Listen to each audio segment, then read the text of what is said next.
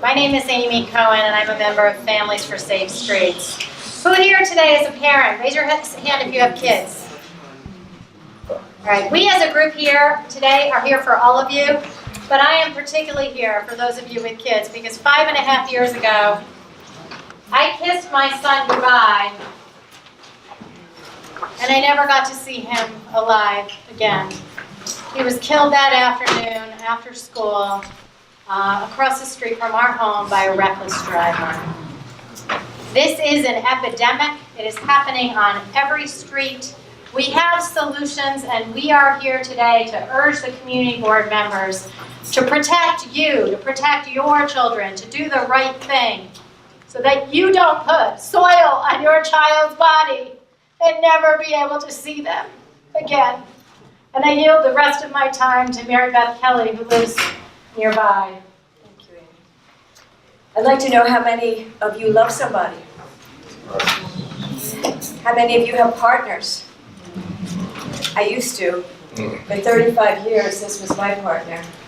Physician at your neighborhood hospital, St. Luke's and Roosevelt. Killed by a reckless driver, truck driver who failed to yield at an intersection. This is what's happening all over our city. And we are either a compassionate community or we don't care. But when it happens to you, boy, do you care. And it is heart-wrenching not only to the family that loses a child, a parent, a grandparent, a sibling, but it's wrenching to the communities that lose these people. Our neighbors, our friends, my husband's patients, like all devastated in one reckless driver's activity that could have been prevented if we had safer streets.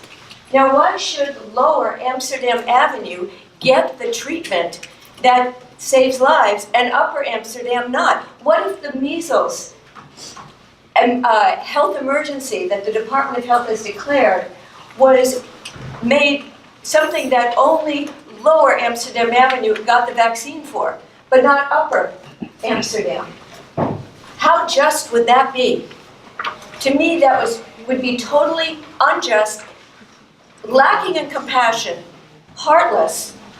So let's bring the remedy for our unsafe streets to all of New York, especially Amsterdam Avenue, who has seen 5,000 serious life-altering injuries in the past, 500 since 2012, okay? We're not talking about a broken wrist. We're talking about people with brain damage. We're talking about people with paralysis. We're talking about people who have to go through multiple surgeries. Wrap it up. So I will wrap it up and give the time to Sophia Russo. My name is Sophia Russo. I am an educator at a New York City public school. I've been working in education for 10 years. I'm also a mother who lost her child on Amsterdam Avenue.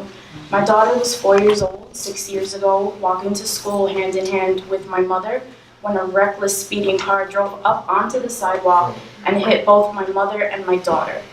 And so I'm speaking to you as someone who lost a child on Amsterdam Avenue.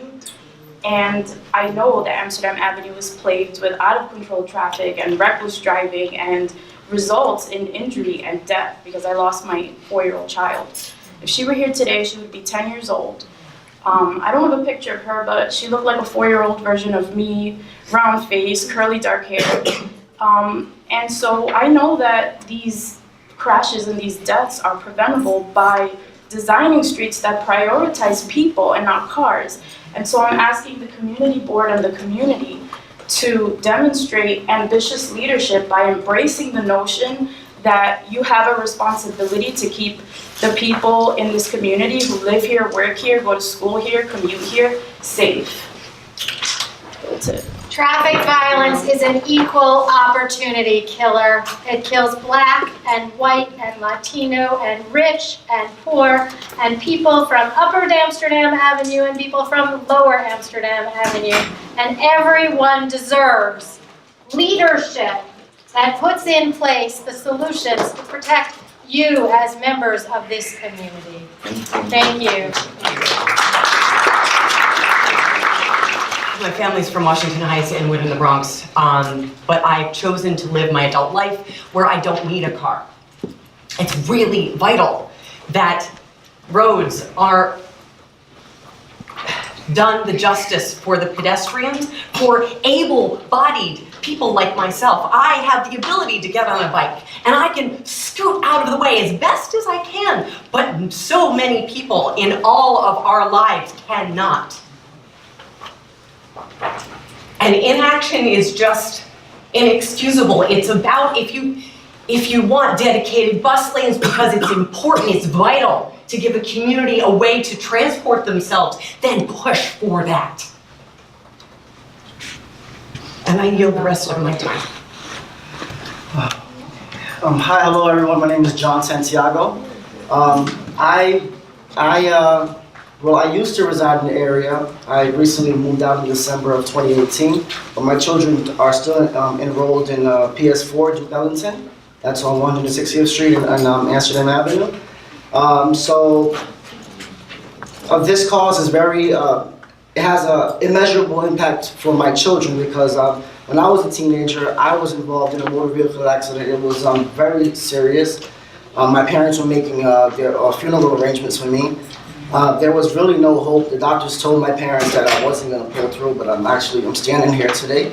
So, thank you for that. The lasting impression that accident had as, I'm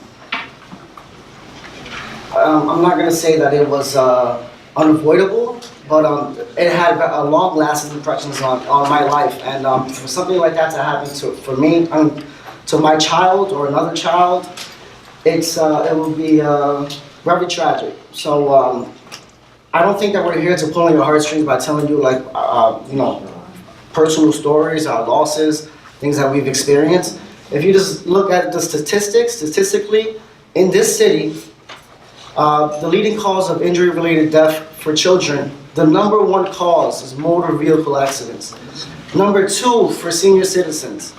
So I urge the community board to please make the right decision.